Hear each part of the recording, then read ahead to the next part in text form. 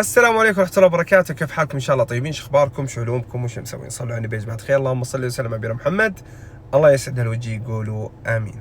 قصة اليوم تتكلم عن إنسانة جميلة لطيفة حنونة كالعادة. الإنسانة هذه تقول أنا من دولة خليجية، ولكن كنا ساكنين في دولة ثانية وانولدنا فيها. الدولة الثانية هذه هي الدولة اللي منها أم أبوي، فتربينا فيها، انولدنا وتربينا الين ما كبرنا. فجاء ابوي وقال لامي خلاص احنا راح نرجع لدولتنا. فقالت لامي كيف وكذا واحنا ما عندنا بيت هناك؟ فقال ابد، انا ارسلت فلوس لاخوي اللي هو العمي الكبير اكبر من ابوي ب 12 سنة، فارسل له ابوي فلوس على اساس يشتري بيت لنا. خلاص اذا رجعنا خلاص هذا بيتنا، ملك يصير. فأبوي أعطاه الفلوس وكل شيء، وضمن إنه عمي راح يشوف لنا بيت عشان نستقر فيه. فأبوي وثق في أخوه اللي هو عمي، لكن ولد عمي هذا طمع في الفلوس لأنه كان مبلغ كبير، فراح وسرق عمي، أخذ الفلوس كلها وانحاش. تخيل الموقف اللي صار فيه عمي، صار مشاكل بين أبوي وعمي فخلاص تزاعلوا، ما عاد تكلموا، صاروا يعني بينهم زعل وكذا، وخلاص انقطعت علاقتنا معاهم نهائيا. فتخيل يا وليد عشرات السنين القطاع اللي بيننا وبين عمي بسبب هذا الموضوع. في يوم سافرنا، رجعنا خلاص دولتنا الأساسية، ما عندنا بيت ولا عندنا شيء، وكل يوم عند ناس وكذا، إلين الحمد لله استقر وضعنا. تخيل من قوة القطاع اللي بيننا وبين يعني عمي، لدرجة انه اذا مشينا في الشارع ما نعرفهم، ما نعرف اشكالهم ولا نعرف اي شيء. الين ما جت سنة 2010 جاء ولد عمي، بس الثاني مو اللي سرقنا، جاء وبدأ يحاول انه يتواصل مع ابوي ويرجع العلاقة وحنا اسفين ومن هالكلام. فابوي قال انا ماني زعلان على المبلغ، كثر ماني زعلان انكم ما جيتوا حتى اعتذرتوا، انتظرتكم السنين هذه كلها لكن لا حياة لمن تنادي. فمرت الأيام وبدأت ترجع العلاقة بيننا حبة حبة، إلين ما جاء الوقت يا وليد، وهو زبدة القصة اللي أنا جاي أقولها الآن. زوجة ولد عمي هذا اللي جاي يهدي الأوضاع ويرجع العلاقات وكذا، زوجته تصير برضو بنت عمي الثالث. في يوم شافتني وسمعت إنه يقولون إني أنا حافظ القرآن وإني بنت كويسة، لا بحق طلعات ولا شيء من هالأمور، فراحت عند أختي أكبر واحدة وكلمت أختي وقالت لها أنا أبي أخطب أختكم لولدي. فقالت لها أختي بس يعني أختي أكبر من ولدك، فهي أكبر منا ب3 سنوات وكذا. فقالت مو عيب، وين المشكلة؟ أهم شيء البنت يمدحونها، الناس تمدحها ومدري إيش ومن هالكلام. فأختي جت كلمتني، أمي كانت موجودة وأبوي كذا، فقالوا ها وش رايك كذا؟ قلت لهم لا مستحيل أوافق عليه، أنا أكبر منه ومدري إيش، كنت رافض الفكرة. لكن بعد ما حاولوا وهذا من لحمك ودمك ومدري إيش، وتزوج يا بنت الحلال وما فيها شيء، وإذا كنت أكبر منه، وقاموا يقولوا لي عن الرسول وإنه تزوج ومدري، يعني كلام كثير ضغطوا علي فيه. وافقي وافقي وافقي. يوم شفت أهلي كلهم مصممين على الشيء هذا وافقت. تزوجت يا وليد 3 سنوات. من أول يوم زواج انصدمت منه، لأنه أساسا هم ما ندري عنهم شيء، منقطعين عنهم الفترة هذه كلها، وكان هذا الزواج وكنت أنا ضريبة رجوع هالعلاقات لبعضها. ليتني ما وافقت عليه، لأن هذا الشخص كان مصاب بالصرع، كان عصبي مرة، وللأسف إنه أهله ما قالوا لنا عنه ولا شيء. تخيل يا وليد من أول ما تزوجته مدة 3 سنوات والله العظيم ما قرب مني. أنا بنت إلى الآن ما قربني ولا لمسني ولا نام معي نهائيا. تخيل عيشني في خوف ورعب وضرب. يعني الوحدة بالعكس تبدأ بشهر عسل وتنبسط مع زوجة هذا لا، إهانات وسب وضرب وعصبية، وينام الحالة وأنا الحالي، وماخذ جوالي عشان ما أتواصل مع أحد. وكان يكذب على الناس ويخليني أكذب عليهم، كان يخليني أكذب على الناس إني أنا حامل، وبعد فترة أقول لهم إنه الحمل هذا سقط ولا نزل، عشان الناس ما يتكلمون عليه، وعشان يقول والله حملها لكن سقط الحمل أكثر من مرة، ويطلع هو الرجال اللي قدامهم الكويس. وكان يهددني إني لو قلت لأهلي إنه هو ما ينام معي، أو إنه هو اللي قاعد يخليني أكذب بالأشياء هذه، إنه راح يموتني. يا وليد عشت حياة والله ما أتمناها حتى للكافر. تخيل هالضرب والإهانات والصراخ اللي كنت أصرخه من الآلام، وكنت أحاول أستنجد باللي كانوا موجودين، لأنه كنا ساكنين عند أمه وأبوه. أمه اللي هي بنت عمي، يعني المفروض أنها تكون بجنبي، وهي اللي اختارتني له. تخيل أنها كانت هي اللي تحرض علي، وهي اللي كانت تقول تستاهل اضربها، يعني عارف ان ولدها بالعصبية وبالصرع المرض هذا اللي فيه والاشياء هذه، المفروض انها تهديه، المفروض انها تعلمني اقل شيء. يعني انا بنت مسكينة ما لي ذنب في الاشياء هذه كلها، لكن كانت تساعد على انه يضربني اكثر واكثر. لما كان يجي ابوه اللي هو ولد عمي الكبير، كان يجي يقول له حرام عليك وكذا، كانت تقول تستاهل، وانت ما عليك منها، انت ما تدري وش تسوي. فكانت تحرض زوجي انه يضربني. من الاشياء القذرة اللي كان يسويها، والله يا وليد لا يصلي، ولما يشوفني اصلي يجي يرفسني رفس يخليني من قوة الضربة هذه اطيح وقت طويل. توقع انه يجي يشيلني ولا شيء، لا، ولا يسأل عني. وفوق هذا اقدر شيء كان يسويه، يعني فوق انه ما ينام معي، يجي يوقف قدامي يسوي العادة السرية، واذا خلص منها يسبني بانواع السب، واحيانا يجي يرمي علي ملابسه وهي يعني كلها وسخه بقذارته اللي يسويها. فكان يهيني يعني باشد انواع الاهانات.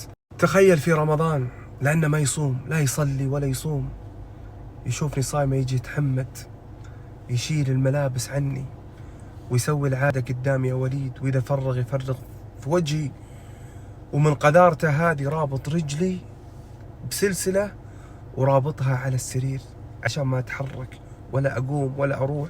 والله العظيم هذا اللي قاعد يصير معي. تخيل يوم فكني دخلت الحمام، جلست يومين على هذا الوضع وانا بدون ملابس، وبالخوف والرعب هذا من هذا الشخص اللي يعني اشبه بالحيوان، لانه تصرفاته حتى الحيوان ما يسويها. بعد ما فكني دخلت الحمام عشان اغتسل من الشيء هذا، ولاني صايمة فتروجت عشان اصوم عشان ارجع اصلي. انا الحمد لله انسانة يعني مواظبة على الصلاة، تربيت وتعودت على هذا الشيء وحافظ القرآن، لكن من بعد ما تزوجت هذا الشخص أعوذ بالله بتعامله معي وبالأشياء اللي يسويها. والله يا وليد إني طلعت، تخيل هو نايم في غرفة وأنا في غرفة لحالي. في يوم دخل علي وأنا في قمة الخوف، والله تبولت على نفسي لا إراديا. في يوم شافني تبولت في هذا المكان، جاء عندي يا قذرة يا وسخة، وسخت المكان ومدري إيش. أجل وسخت اللي كان يسويها ويرميها علي والأشياء هذه، يعني كان يشوف الأشياء اللي غصبا عني لا إراديا. فقمت أقول له خلاص معليش بأمسح كذا، ضربني ضرب الله لا يوريك.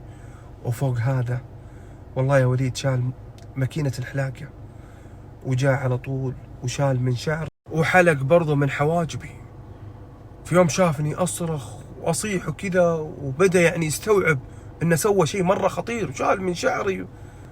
فهنا مسكني على طول وقال لي شوفي، تتصلين على أهلك الحين وتقولي لهم إنه السرطان رجع لك وإنك بتسافرين إلى ألمانيا تتعالجين. فصار يخليني أكذب عليهم عشان ما يكتشفون الشيء اللي سواه. وأنا يا وليد كوني مريضة سرطان من قبل، استغل هذا الشيء فيني. والله أنواع القسوة وأنواع الضرب والإهانات، لدرجة حتى والله يشوفني وأنا ماسك المصحف أقرأ ياخذ المصحف ويرميه. يعني شخص غير طبيعي. ما مانعني من زيارة أهلي أو إني أتواصل معهم، ماخذ الجوال معيشني في رعب لدرجة يا وليد يوم كانوا يجون عندي يعني زيارة في السنة حسنة، كنت من الآثار الضرب هذه أحط ميكاب عشان أخفيها، كنت ألبس طويل عشان ما يشوفون آثار الضرب ولا آثار السلاسل اللي كان يحطها في رجلي. فخلاني أكذب عليهم إني أنا مسافرة وإني قاعد أتعالج وإني أخذت كيماوي، فقال ارسلي لهم صور الوضع يعني يوم حلق شعري وكذا، وإن هذا آثار بسبب الكيماوي. شوفوا وين وصل الحقارة فيه. فبعدها خلاص يوم عرف إنه الكذبة هذه مشت عليهم، قال لهم بعد فترة نحن رجعنا البلد وخلاص. جاء ذاك اليوم يا وليد وضربني، ضربني بشكل ما تتصور. لكن سبحان الله كأن الله يبغاني في هذه اللحظة اني اقدر يعني استنجد بأحد. تخيل ضربني وطلع ونسى جواله عندي. هنا قمت على طول واخذت الجوال، دخلت الحمام الله يكرمكم، اتصلت بالشرطة على طول واعطيتهم العنوان حق البيت وقلت لهم كل شيء صار معي. الحمد لله تجاوبوا معي وجو على طول. من بعدها بدت سالفة التحرر، والحمد لله اني قدرت ابعد عن هذا الشخص. بدت سالفة المحاكم وشيخ وقضية. هنا طلب مني الشيخ اني اجيب ما يثبت على كلامي، فجبت تقارير طبية بالضرر النفسي والجسدي اللي صار لي بسبته. جبت برضو اثبات طبي اني ما زلت بنت. كان هذا في 2016 بعد 3 سنوات من الجحيم. الحمد لله قدرت اتطلق من هذا الشخص عن طريق الشيخ. من بعدها كل ما ازور عمي اللي هو جد طليقي، كنت اشوف من ورا الشباك طليقي يناظر فيني ويبكي لما يشوفني مع عمي، ويقعد ينادي انا اسف وانا احبك وانا مدري ايش وانا مستعد اسوي كل شيء عشانك، ليش سويتي كذا وانت عارف. فكنت اقول هل الحب ضرب واهانة وتكسير وعدم اقامة علاقة مع الزوجة؟ فحاول انه يرجعني لكني رفضت، لدرجة انه راح بعدها يحاول يتزوج. كل ما ملك مرتين سواه، كل ما ملك قبل العرس على طول يطلق. فما توفق في هذا الشيء او ما توفق في الزواج. وانا من اسبوعين جاني شخص صديق اخوي، انسان محترم، واشهد لاخوي بانه رجال طيب، لكني رافضه كل الرجال. بعد اللي شفته وعانيته من طليقي صرت اكره الرجال كلهم، وما عاد ابي اتزوج لاني خايفه يصير لي نفس اللي صار لي مع طليقي. فبعد فتره عرف طليقي بموضوع هذا اللي جاي يتقدم لي، واني على وشك اني اتزوج، يعني اني اوافق. فذاك اليوم رحت لعمي وكنت عندهم في البيت، عمي وعمتي، وما كنت ادري انه طليقي موجود، لانه عمي وعمتي يقولون ما هو موجود وما حد جانا يعني، والجرس حقهم كان خربان. فجاء وقت الصلاة ابوي وعمي راحوا للمسجد، فاتوقع انه طليقي شاف سيارتي برا ودخل على طول، عرف اني جوا واستغل الوضع في غياب عمي وابوي، فلقى الباب مفتوح واكيد انه دخل. لكن المصيبة وين؟ انه مرت عمي كبيرة في العمر. فقلت لها ما عليك الضيافة والاشياء هذه، انا بقوم، وكان مطبخهم خارج يعني في الحوش. فدخلت على اساس اني اجهز القهوة والشاي والاشياء هذه، وانا اجهز كذا ما دريت الا وطليقي وراي. فحضني بقوة وحط ايده على فمي عشان ما اصرخ، وبدأ يتكلم هو يناظر فيني. قال سمعت انك خطبتي، والله العظيم ما حد ياخذك غيري، ولو فكرت بهالشي اني لا انهيك انت وياه. فحاول انه يتحرش فيني وخرته، وبديت اقول له انت عارف انك ما تحلي، ومن سنوات وانت عارف هالشي، انا تحررت منك، انا ما عاد بزوجتك، ما يحلك انك تدخل علي ولا تلمسني، وخر مني ولا والله لا اصرخ واجمع الناس كلهم عليك. فقال لي ما يهمني، لكن انت وجسمك كله ترى ملك لي، والله لو ادري انك توافقين على اي شخص غيري، انت عارفه وش كنت اسوي معك، والضرب والاهانات اللي كنت اسويها لك، والله العظيم لاسوي لك اكبر من هالشيء. ما صدقت يا وليد انه يطلع قبل لا احد يشوفه ولا تصير مصيبة. فزاد الخوف عندي اكثر. تهديداته لي صارت حتى بعد ما تطلقت منه، يعني الشخص ما هو تاركني في حالي، يعني لا هو اللي كان كويس وقت زواجنا ولا هو اللي تركني في حالي حتى بعد ما تطلقت منه. فأنا تقدم لي صديق أخوي وكنت خايفة أساسا من الرجال بعد اللي شفته وكنت رافضة. الحين تخيل بعد اللي شفته من تهديد من طليقي، فهنا جاب لي الرعب. فما أدري هل أعلم أهلي بالتهديدات هذه اللي من طليقي، علما يا وليد أن أبوي وليد كفيف ومريض قلب، وخاف أن لو عرف بالشيء هذا يزيد المرض والتعب، وخاف أنها ترجع المشاكل من أول ومن جديد. ما صدقنا أنه العلاقات ترجع زي يعني أفضل من قبل. فما أدري الحين أنا في حيرة من أمري، هل أعلمهم وخاف أخواني يروحون يسوون له مشكلة ولا توصل إلى قتل أو شيء، في نفس الوقت تعطوني حل. هل أوافق على صديق أخوي وأتزوجه، أو أني أكنسل هالموضوع وأنسى سالفة الزواج نهائي؟ لأني من جد أنا دخلت في حالة نفسية وصرت أكره الرجال كلهم من بعد الشيء اللي شفته من طليقي. انتهت القصة. صراحة من أغرب القصص اللي توصلني، وأنا ما أقول لا الله يكون في عونها صاحبة القصة. حسبي الله ونعم الوكيل على كل يعني شخص، أو على كل أم أو أب يزوجون ولدهم وما يعلمون أهل البنت أو البنت مرض ولدهم أو الشيء اللي هو فيه. يعني مثل هذه العائلة مفروض يعلمونهم أن ولدهم في مرض الصرع، أن ولدهم مريض، ولدهم مجنون، ولدهم ما يصلح أنه يتزوج. تبلون بنات الناس على حساب عيالكم ولا كيف؟ يعني روحوا عالجوا ولدكم، شوفوا له علاج، شوفوا له شيء قبل ما تبلشون البنت المسكينة هذه. وش ذنبها؟ وش ذنب البنات اللي مثل هذه؟ يعني تكبر البنت وتشوف حولها البنات اللي تزوجت واللي عندها عيال واللي مبسوطة مع زوجها وكذا، وهي تجي مع شخص مريض ولا شخص عصبي ولا شخص فيه انفصام شخصية، ولا مو ذنبها انه يكون مريض. علموهم. انت يا الام والاب والله انه في ذمتكم وفي رقابكم الى يوم الدين، لانه هذا الشيء انتم ما ترضون على بناتكم. اذا ولدكم مريض او في حالة نفسية او في شيء عالجوه.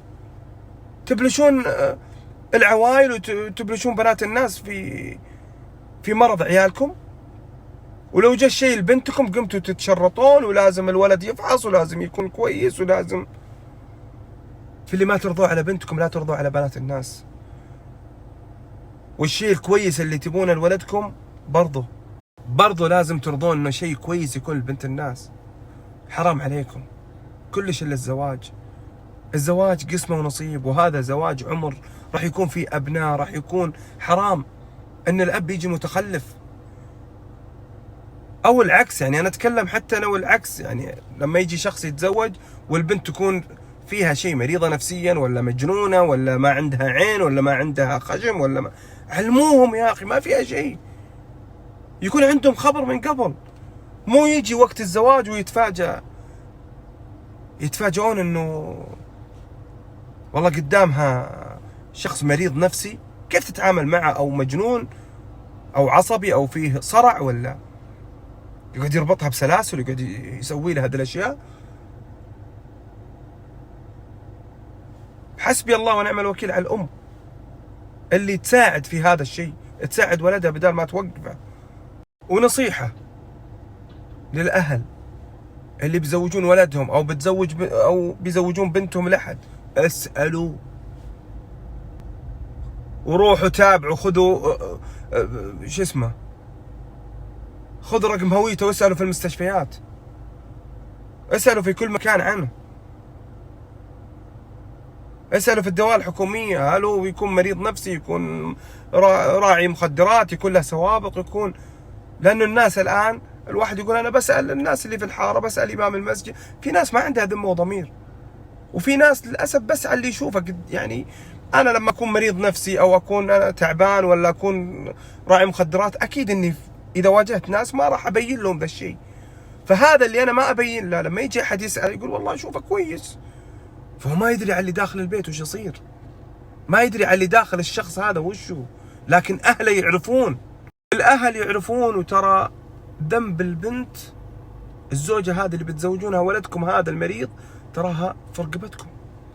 إذا كنتم عارفين، أي شخص عارف بأنه هذا مريض نفسي، سواء كان الأب أو الأم أو العمة أو الخالة أو الجدة أو حتى راعي البقالة اللي في الحارة،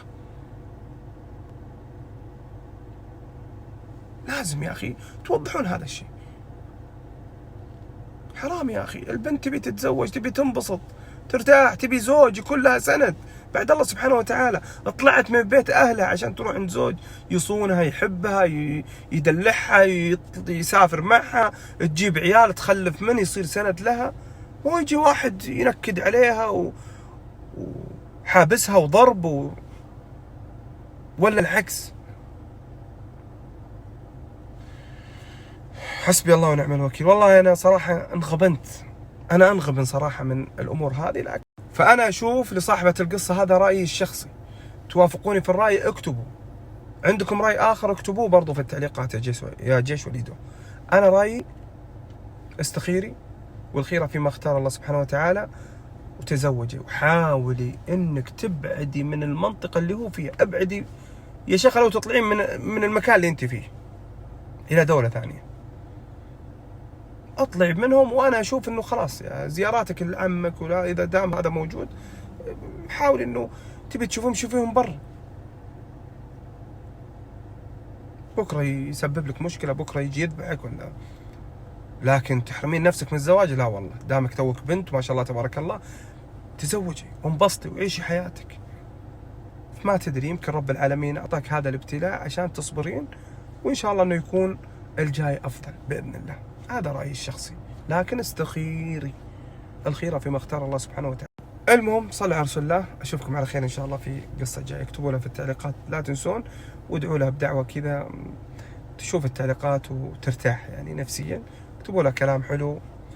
الله يكون في عونها، الله يكون في عونها وعون كل من يمر نفس وضعه.